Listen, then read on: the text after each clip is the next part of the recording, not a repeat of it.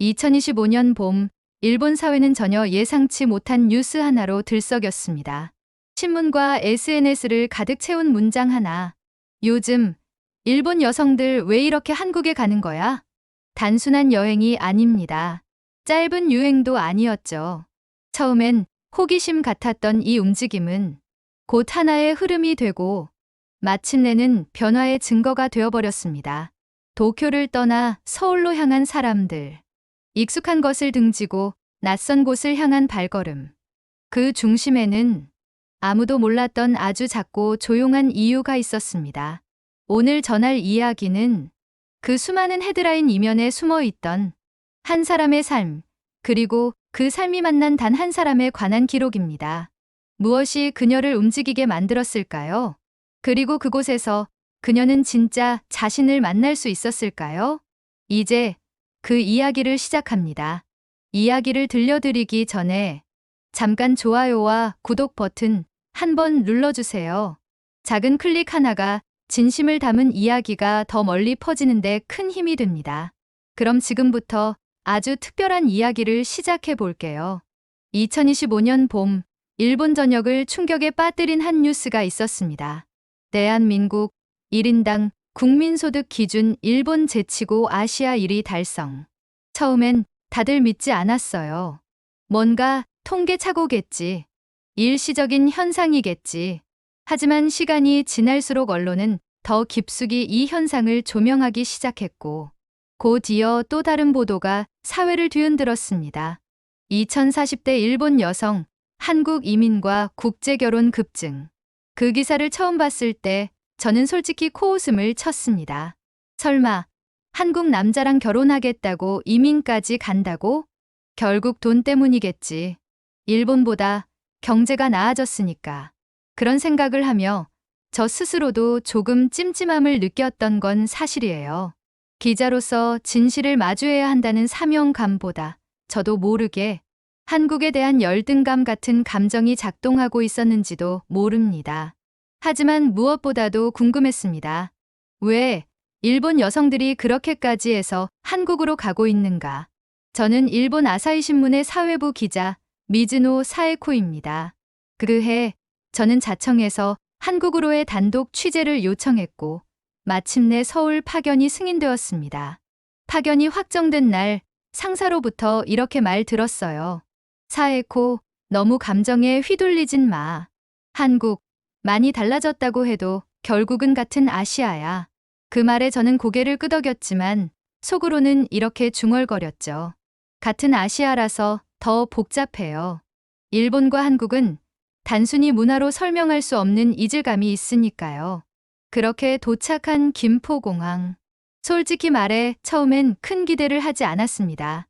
그저 몇 번 뉴스에 나왔던 공항이겠지 싶었죠. 그런데 입국장을 통과하는 순간 전 아주 낯선 감정에 휩싸였습니다. 눈에 띄게 조용하고 정돈된 공항 내부, 무표정 대신 부드러운 미소를 띤 입국심사관. 그리고 제 여권을 보며 일본어로 인사해주는 그들의 정중한 태도까지. 이건 단순히 친절이라는 말로는 설명이 되지 않았습니다. 짐을 찾아 공항버스를 타고 서울 시내로 이동하는 중이었어요. 낯선 도시, 낯선 언어, 그리고 낯선 하늘. 버스 안좌석에 앉아 창밖을 바라보며 마음을 가다듬고 있었는데 옆에 앉은 중년 여성분이 조용히 말을 걸었습니다. 혼자 오셨어요? 조금 놀랐지만 저는 어설픈 한국어로 대답했어요. 네, 취재 하러 왔습니다. 그분은 웃으며 짐을 정리해 주셨고 요즘 일본 분들 많이 오세요. 좋은 기사 쓰세요. 그 따뜻한 말에 저는 한동안 말을 잇지 못했어요. 왜일까요? 그저 한마디였는데 마치 제가 긴 여행을 끝내고 돌아온 사람처럼 위로받는 기분이었거든요. 서울에 도착한 후 저는 여러 지역을 다니며 일본 여성들과 인터뷰를 시작했습니다. 놀랍게도 그들은 하나같이 비슷한 이야기를 들려줬어요. 여긴 숨이 쉬어져요. 일본에서는 늘 누군가의 시선을 의식했어요. 여기에선 그게 덜해요. 남편이 저를 진심으로 존중해줘요. 처음엔 믿기지 않았어요. 저는 혼란스러웠습니다. 정말 그런가? 그렇게까지 다른가? 그 질문에 실마리를 찾기 위해 한국공영방송 측에 협조를 요청했고 그들과의 공동 취재를 위해 한 영상 기자가 파견되었습니다. 그 사람이 강도윤 씨였습니다. 첫 만남은 아주 조용했습니다. 그는 말이 거의 없었어요. 다만 제 말을 경청할 때의 그 진지한 눈빛이 인상 깊었죠. 미즈노 기자님, 혹시 인터뷰 전에 장소 체크 같이 하실래요? 네, 좋아요. 차 조심하세요. 여긴 길이 좀 미끄러워요. 그렇게 짧은 대화 속에서도 그는 늘 저를 배려하는 말투를 잊지 않았습니다. 어색한 분위기 속에서도 저는 조금씩 마음을 열 수 있었죠. 도윤 씨와 함께하며 여러 취재 현장을 다녔고 자연스럽게 서로에 대해 이야기하게 되었어요. 저는 일본의 언론 시스템, 여성 기자로서의 어려움, 그리고 한국에 대한 저의 선입견을 솔직하게 털어놓았습니다. 그는 가끔 고개를 끄덕이며 말했죠. 한국도 완벽하진 않아요. 하지만 적어도 서로 존중하려는 마음은 아직 남아있는 것 같아요. 그 대화를 들으면서 저는 제 안에 자리 잡고 있던 틀이 조금씩 흔들리는 걸 느꼈습니다. 이곳 사람들은 제가 생각했던 것보다 훨씬 따뜻했고 그 따뜻함은 제 기사의 대상이 아닌 제 자신에게 다가오고 있었죠. 하루는 촬영을 마치고 커피숍에서 잠시 쉬고 있었어요. 그때 도윤 씨가 저를 향해 조심스럽게 말을 건넸습니다. 사에코 씨는 한국에서 살아보면 어떨 것 같아요? 저는 웃으며 대답했죠. 글쎄요. 아직은 잘 모르겠어요. 하지만 요즘은 한국이 그렇게 멀게만 느껴지지 않아요. 그 말에 그는 살짝 미소 지었고 저는 알 수 없는 설렘을 느꼈습니다. 그 순간 제 취재는 단순한 기사 작성이 아닌 어쩌면 제 삶 전체를 바꿔놓을 여정이 되어가고 있었는지도 모릅니다. 서울에서의 생활이 점점 익숙해질 무렵 저는 조금씩 한국이라는 나라를 있는 그대로 바라보게 되었습니다. 뉴스와 통계를 통해 바라본 한국이 아니라 사람들의 숨결이 스며든 온기가 도는 거리의 모습으로요. 하루는 도윤 씨와 함께 명동에서 인터뷰를 마치고 저녁을 먹으러 갔습니다. 그날따라 비가 추적추적 내리고 있었고 길거리에는 형형색색의 우산이 장관을 이루고 있었어요. 식당에 들어서니 도윤 씨가 조용히 물티슈를 건네며 말했죠. 비 맞으셨네요. 감기 조심하세요. 그 한마디에 괜히 가슴이 따뜻해졌습니다. 식당 안에서는 종업원이 친절하게 메뉴를 설명해 주셨고 반찬이 하나둘 차려질 때마다 저는 속으로 놀라지 않을 수 없었어요. 어떻게 이 많은 반찬이 무료일 수 있지? 일본에서는 상상도 할 수 없는 일이었거든요. 하나하나 다 손이 간 음식인데 그저 식사를 하러 왔다는 이유로 이렇게 많은 것을 내어주는 문화. 이건 단순한 서비스가 아니라 이 나라 사람들의 삶의 방식이구나. 그렇게 생각하니 한국이란 곳이 점점 더 따뜻하게 느껴졌습니다. 도윤 씨와의 대화도 더욱 깊어졌어요. 저는 어느 날 조심스레 물었습니다. 도윤 씨는 왜 이 일을 하세요? 영상기자라는 게 감정 소모도 심할 것 같은데요. 그는 한참을 생각하다가 조용히 말했어요. 사람들의 얼굴을 담는 일이 좋아요. 말로는 다 담기지 않는 그 순간의 감정 같은 걸 카메라에 남기고 싶어서요. 그 말에 저는 마음이 먹먹해졌습니다. 저는 가끔 그런 생각을 해요. 제가 쓴 글들이 사람들을 아프게 하진 않았을까. 제 고백에 도윤 씨는 조용히 고개를 저으며 말했죠. 사에코 씨는 사람을 보는 눈이 따뜻해요. 그게 제일 중요하죠. 그 말에 저는 처음으로 스스로를 조금 이해받은 기분이 들었어요. 그날 밤 숙소에 돌아온 후 저는 혼자 커튼을 열고 창밖을 바라보았습니다. 비는 여전히 내리고 있었고 서울의 밤은 고요하게 번져 있었습니다. 그 도시의 불빛이 마치 제 마음을 말없이 쓰다듬어주는 것 같았어요. 어쩌면 난 이곳이 좋아졌는지도 몰라. 그리고 그런 생각을 하게 된 이유는 단 하나. 이곳엔 저를 판단하지 않고 있는 그대로 바라봐주는 사람이 있었기 때문이에요. 그가 한마디도 하지 않아도 저는 알 수 있었습니다. 그의 시선, 그의 걸음, 그의 말투에서 저는 여성 기자가 아닌 외국인도 아닌 그저 한 사람으로서 존중받고 있다는 걸요. 그 밤 저는 처음으로 한국에서 꿈을 꾸었습니다. 그 꿈 속에서 저는 도윤 씨와 나란히 서서 낯선 거리를 걷고 있었어요. 말없이 손을 마주 잡은 채 따뜻한 햇살 아래에서 웃고 있었습니다. 잠에서 깨고도 그 온기가 오래도록 가슴속에 남았습니다. 아마 그때부터였을 겁니다.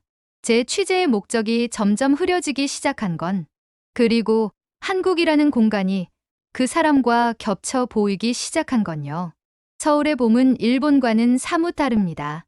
도심 속 나무들마다 연두빛이 흐르고 바쁜 걸음들 사이로도 어딘지 모를 따뜻한 정이 흐릅니다.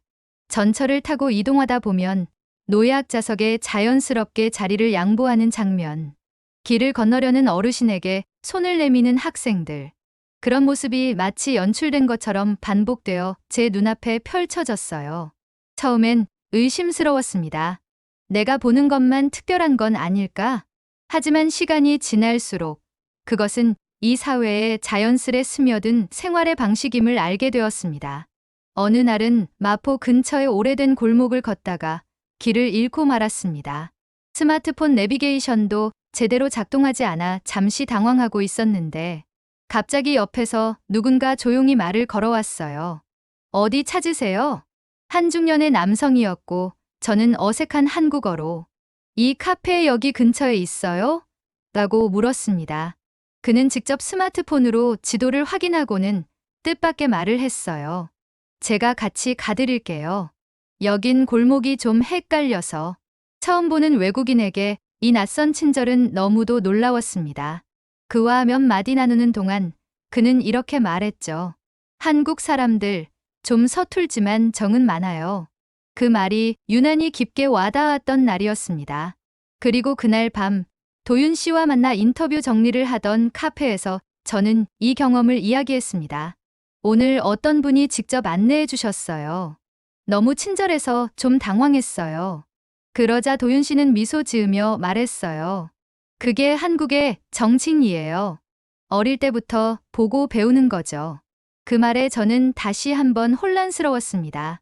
왜 이토록 부드럽고 다정한 공기가 일본에서는 희귀해졌을까?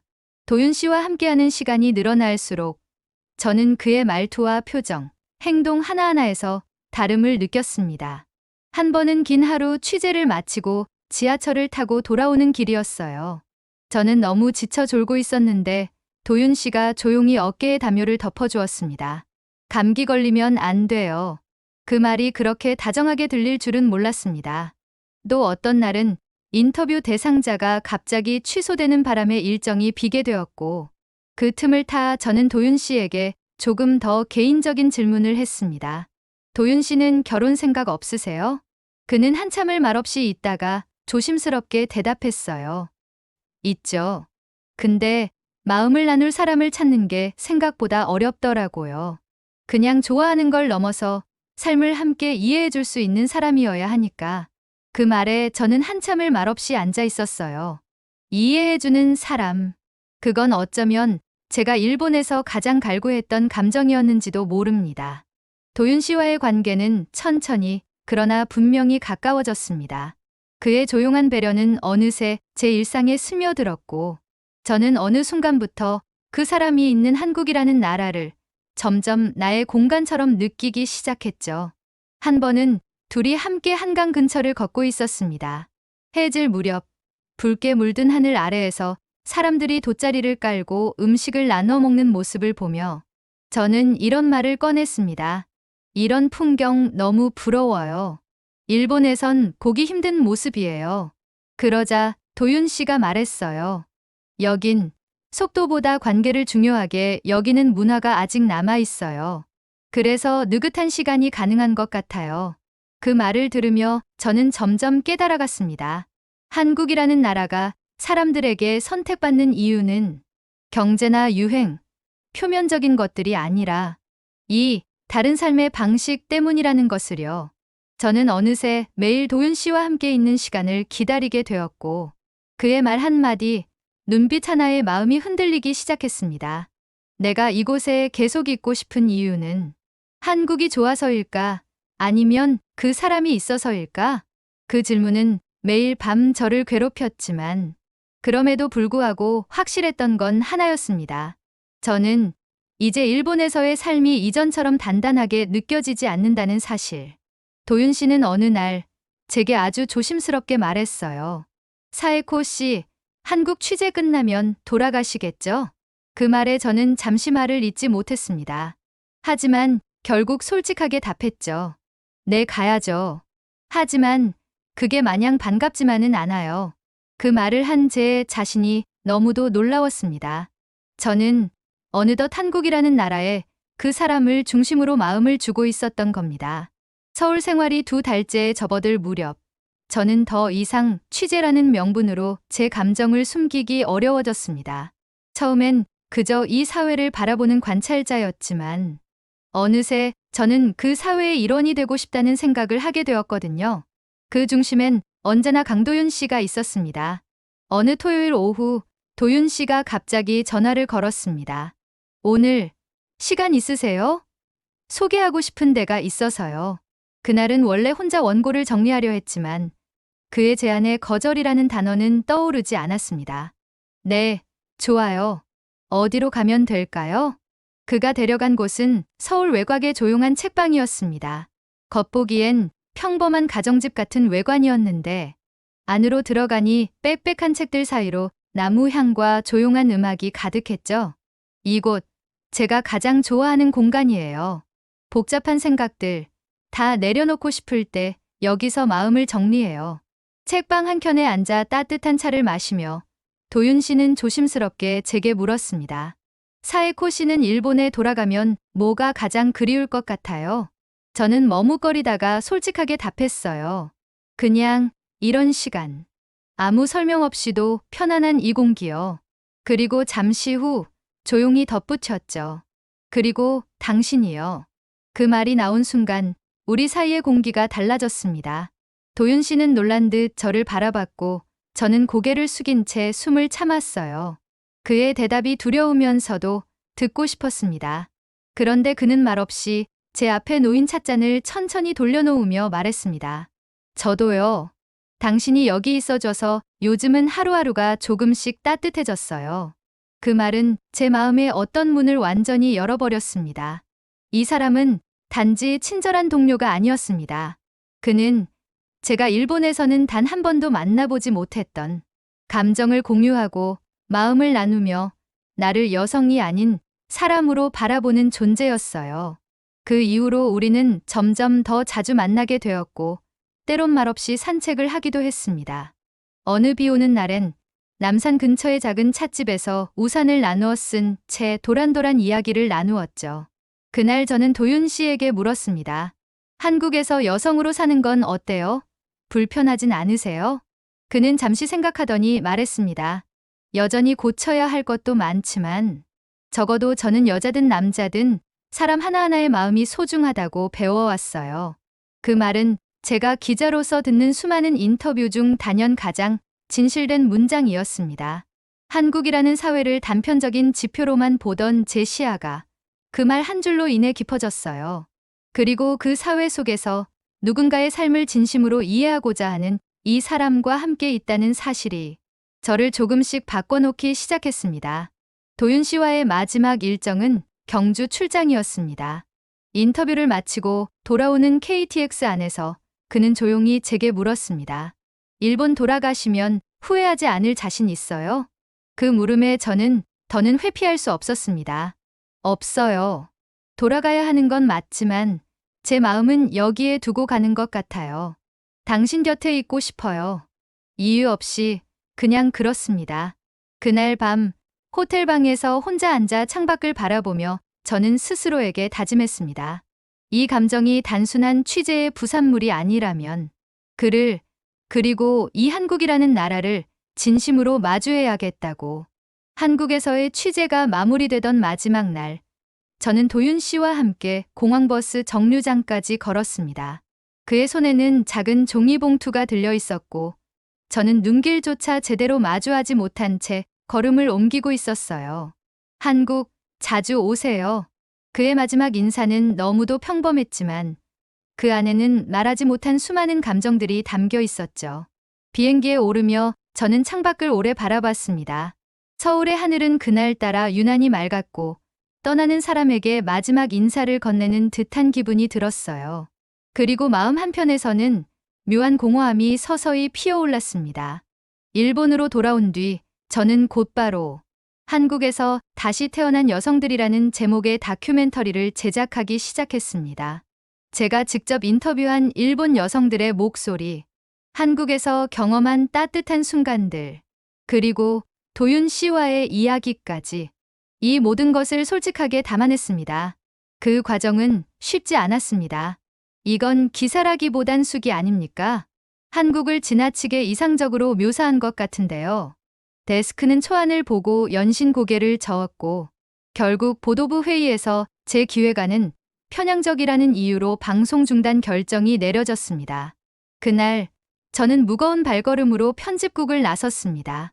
복도 끝에 있던 자판기 앞에서 한참을 멍하니 서 있었습니다. 손에 쥔 커피캔은 식어가고 있었고 제 마음도 그와 함께 식어 내려가고 있었습니다. 나는 지금 진실을 말한 죄로 벌을 받고 있구나. 며칠 뒤 사내 인사이동 공지가 게시되었고 저는 정치부에서 교육지국으로 좌천되었습니다. 거기서 다루는 기사들은 아이들 간식 예산, 학부모 설문조사 같은 이전의 치열한 현장과는 다른 결이었습니다. 동료들은 말은 아끼면서도 속으로는 다 알고 있었죠. 미즈노, 너무 한국에 감정이입했어. 요즘처럼 한일 관계 예민할 땐 조심했어야지. 그 말들이 전부 사실처럼 들렸지만 저는 여전히 제 기사를 후회하지 않았습니다. 왜냐하면 그건 제 진심이었으니까요. 퇴근 후 집으로 돌아오는 지하철 안에서 저는 도윤 씨와 함께했던 서울의 풍경들을 떠올리곤 했습니다. 햇살이 내리던 한강변, 묵묵히 옆을 걸어주던 그의 걸음, 책방에서 함께 마시던 따뜻한 녹차 한 잔. 하지만 가장 선명하게 떠오른 건 그의 목소리였습니다. 사람 하나하나의 마음이 소중하다고 배워왔어요. 그 말은 지금의 저에게 너무나 간절한 말이었습니다. 여기선 아무도 제 마음을 보지 않았고 제가 본 것을 보려 하지 않았습니다. 그날 밤 저는 혼자 앉아 일기장을 펼쳤습니다. 나는 왜 기자가 되었을까? 진실을 밝히기 위해서였나? 아니면 안전한 울타리 안에서만 살아남기 위해서였나? 그 질문 끝에 문득 떠오른 한 문장이 있었습니다. 그가 있는 그곳에서라면 나로 살아갈 수 있지 않을까? 그 순간 저는 결심했습니다. 이제는 뉴스 대신 진심을 선택하겠다고. 그래서 다시 한국으로 가겠다고. 다음 날 아침 저는 비행기 티켓을 예약했습니다. 몇 번이나 손이 망설였지만 결제 완료라는 화면이 떴을 때 묘한 해방감과 설렘이 함께 밀려왔어요. 짐을 싸면서 마지막으로 꺼낸 것은 도윤 씨가 공항에서 건네준 작은 종이봉투였습니다. 그 안에는 손편지 한 장과 책갈피가 들어 있었어요. 손편지에는 이렇게 적혀 있었습니다. 사에코 씨가 어떤 선택을 하든 저는 응원할 거예요. 만약 그 선택이 다시 이곳으로 오는 길이라면 저는 여기서 기다리고 있겠습니다. 편지를 꼭 쥔 채 저는 핸드폰을 들어 메시지를 보냈습니다. 이젠 내가 나로 살아갈 수 있는 곳에서 살고 싶어요. 당신 곁에서. 메시지를 보낸 뒤 저는 창밖을 바라봤습니다. 도쿄의 밤하늘은 여전히 붉게 물들고 있었지만 제 마음속에는 서울의 그 부드러운 봄바람이 불고 있었습니다. 한국에서 다시 태어난 여성들 다큐멘터리의 방영이 무산되었다는 소식을 들은 날, 저는 그 어떤 외부의 비난보다도 사내 동료들의 침묵이 더 아프게 다가왔습니다. 누구도 저를 공개적으로 탓하지 않았지만 그들의 눈빛엔 영악한 메시지가 담겨 있었어요. 넌 선을 넘었어. 기자라면 기자답게 감정을 빼고 써야지.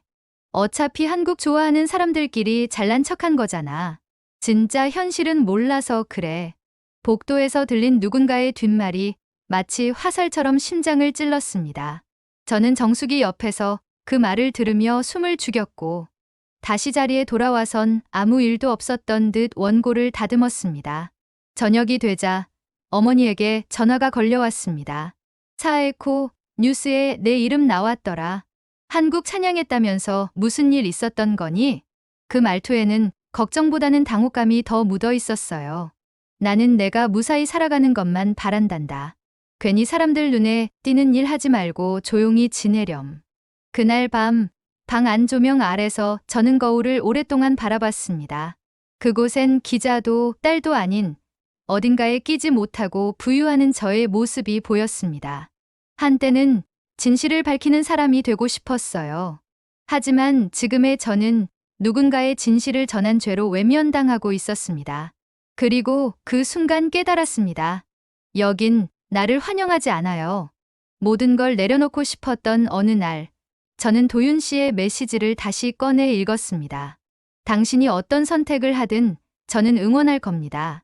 그리고 만약 그 선택이 저에게로 오는 길이라면 전 여기서 기다리고 있겠습니다. 그 문장을 천천히 따라 읽다 보니 가슴 속 무언가가 무너져 내렸습니다. 울컥 올라오는 감정에 저도 모르게 울음을 터뜨렸고 소리 죽여 울던 그 새벽에 저는 결심했어요. 그래, 이젠 도망치듯 돌아온 일본에서 다시 도망치더라도 괜찮아. 하지만 이번엔 나를 지키기 위한 도망이니까.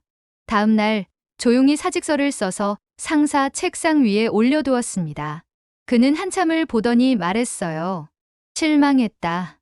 너 그렇게 감정에 휘둘릴 사람 아닌 줄 알았는데. 그 말에도 저는 미소 지으며 고개를 숙였죠. 죄송합니다. 하지만 이번엔 감정이 저를 살렸습니다. 비행기 표를 예약하던 손끝이 떨렸습니다. 무서웠습니다. 기자로서의 커리어, 일본 사회에서의 안정된 위치, 가족의 기대, 모두를 내려놓는 선택이었으니까요. 하지만 동시에 가슴 깊은 곳에서 아주 오래전부터 들리지 않던 소리가 다시 들려왔습니다. 설렘. 이제 저는 알고 있습니다. 기자가 진실을 말하는 데에 두려움을 느껴선 안 된다는 것. 그리고 사랑이란 가장 두려운 순간에도 그 사람의 곁을 선택하는 용기라는 것. 공항으로 가기 전 마지막으로 저는 일본의 밤거리를 한참 걸었습니다. 불빛은 여전히 환했고 도시의 소음은 그대로였지만 그 속에 있는 저만은 더 이상 이곳 사람이 아닌 것 같았어요. 출국장으로 향하는 길목에서 저는 도윤 씨에게 마지막 메시지를 보냈습니다. 곧 도착합니다. 이번엔 기자가 아닌 저로서 갑니다. 서울 북쪽, 오래된 한옥들이 드문드문 남아있는 조용한 동네. 전철역에서 도보로 10분, 골목길을 따라 들어가면 2층짜리 낡은 건물이 하나 있습니다. 1층엔 작은 꽃가게와 동네 주민이 운영하는 찻집이 있고 2층엔 저의 작업실, 그리고 삶의 새로운 중심이 된 공간이 있습니다. 이곳에서 저는 한 달에 2번씩 작은 온라인 매거진을 발행합니다. 이름은 경계징지에. 국경, 언어, 성별, 문화, 수많은 경계 위를 걷는 사람들의 이야기를 담기 위해 만들었어요. 어느 날은 서울에서 만난 이주 노동자의 초상, 또 어떤 날은 편의점 아르바이트를 하며 살아가는 일본 유학생의 하루. 그들의 목소리를 빌려 저 역시 다시 말할 수 있게 된 겁니다. 그 시작은 아주 작았습니다. 한국에 돌아온 후 저는 언론사와의 모든 계약을 정리하고 그저 내 목소리로 내가 본 세상을 기록하고 싶다는 생각 하나로 블로그를 열었죠. 어떤 시스템도 데스크도 승인도 필요 없는 세계. 처음엔 아무도 보지 않았고 이게 무슨 글인가 싶은 자괴감도 들었습니다. 하지만 도윤 씨는 늘 조용히 옆에서 말했어요. 그거 나중에 사람들이 보게 될 거예요. 시간이 지나도 진심은 남으니까요. 그 말은 마치 약속처럼 제 마음속에 남았고 조금씩, 그러나 확실히 제 글은 사람들에게 닿기 시작했습니다. 한 일본 여성 독자는 이런 메일을 보내왔어요. 미즈노 씨의 글을 읽고 처음으로 제가 느껴온 불편함이 비정상이 아니란 걸 알게 되었어요. 왜 우린 늘 이해받지 못한 채 침묵해야 했을까요? 그 메일을 읽는 순간 저는 목이 메어 눈을 감았습니다. 이건 단지 제 이야기가 아니었습니다. 수많은 경계 위에 서 있는 여성들, 존재를 설명하지 않아도 이해받고 싶은 사람들의 이야기였어요. 경계 매거진이 조금씩 자리를 잡아가자 저는 뜻이 맞는 친구 몇 명과 함께 공동작업실도 꾸렸습니다. 창밖으로 서울의 오래된 지붕들이 내려다 보이고 가끔은 찻집 주인 할머니가 귤을 한 상자 올려주곤 해요. 그 공간의 책상 위엔 도윤 씨가 선물한 낡은 필름 카메라가 놓여 있고 그가 출근 전 들고 나간 커피 머그잔이 비어 있는 자리에 저는 다시 키보드를 두드립니다. 그의 존재는 저에게 귀한 그 자체였습니다. 한 번도 소리내어 사랑한다는 말을 주고받은 적은 없지만 그가 매일 아침 전해주는 작은 말 한마디가 세상의 어떤 고백보다 뜨겁고 단단하게 느껴졌습니다. 오늘 글 잘 써요. 점심은 꼭 챙겨 먹고요. 밤샘은 안 돼요. 기다릴게요. 그의 말투엔 늘 명령이 아니라 기다림이 담겨 있었습니다. 저는 그런 기다림 속에서 다시 숨을 쉬었고 단 한 번도 의심 없이 사랑을 느꼈습니다. 하루는 도윤 씨가 물었습니다. 사에코 씨는 지금 행복해요? 저는 조용히 창밖을 바라보다가 말했어요. 응. 처음으로 나 자신을 숨기지 않아도 되는 삶을 살고 있으니까. 그 말을 듣고 그는 가만히 제 손을 잡았습니다. 그러면 된 거죠. 그게 우리가 여기 있는 이유니까요. 서울의 일상은 그리 대단하지 않습니다. 시장 골목에서 파 한 단을 고르고 작업실에서 글을 쓰다 오후에 찻집으로 내려가 귤차를 마시는 것. 그 모든 사소함이 도쿄에서의 삶과는 다르게 존중이라는 질감으로 제 삶을 감쌌습니다. 이곳 사람들은 아직도 제 한국어 억양에 웃기도 하지만 그 웃음엔 배척이 아닌 포용이 담겨 있었어요. 익숙하지 않아도 어설퍼도 괜찮다고 말해주는 듯한 시선들. 그 시선 덕분에 저는 매일 용기를 냅니다. 어느 날 밤 도윤 씨가 작업실 문을 열고 들어오며 말했어요. 오늘 기사 많이 공유됐더라고요. 축하해요. 저는 고개를 숙이며 말했죠. 당신이 없었으면 난 아직도 말 못하고 있었을 거예요. 그는 조용히 제 어깨에 손을 얹고 나지막이 말했습니다. 지금은 그 누구보다도 잘 말하고 있잖아요. 그 말에 저는 울지 않으려 애썼습니다. 하지만 그 밤 저는 다시 깨달았습니다. 사람이 사람으로 살기 위해 필요한 건 거창한 사회적 위치나 명성이 아니라 존중과 기다림, 그리고 믿음이라는 것을요. 이제 저는 기자라는 직함이 아닌 말하는 사람, 존재하는 사람으로 살아갑니다. 그리고 그 삶의 중심에는 언제나 조용히 나를 바라봐주는 그 사람, 도윤 씨가 있습니다. 이 세상 어딘가에서 경계 위에 선 누군가가 이 글을 읽고 조금이나마 위로받을 수 있다면 그것만으로 저는 충분합니다. 왜냐하면 이제 저는 여기에서 진짜 나로 살아가고 있으니까요. 그녀는 이제 더 이상 어디에 속해 있어야만 하는 사람이 아닙니다. 소속이 아닌 존재 그 자체로 말할 수 있는 사람. 그리고 그 말을 귀 기울여 들어주는 누군가가 있는 세상에서 진짜 자신으로 살아가고 있습니다. 도쿄에서 침묵 속에 갇혀 있던 한 기자가 서울이라는 도시에 와서 다시 말하는 사람이 되었고 그 곁엔 언제나 조용히 기다려준 한 남자가 있었습니다. 사랑도 삶도 결국 존중이라는 토양 위에서 비로소 꽃을 피운다는 것. 그들의 이야기는 그렇게 오늘도 이어지고 있습니다. 아주 작고 사소하지만 가장 아름다운 방식으로요. 이 이야기가 당신의 마음에 작은 울림이 되었다면 좋아요와 구독 버튼을 눌러주세요. 당신의 클릭 하나가 또 다른 이야기의 시작이 됩니다. 감사합니다.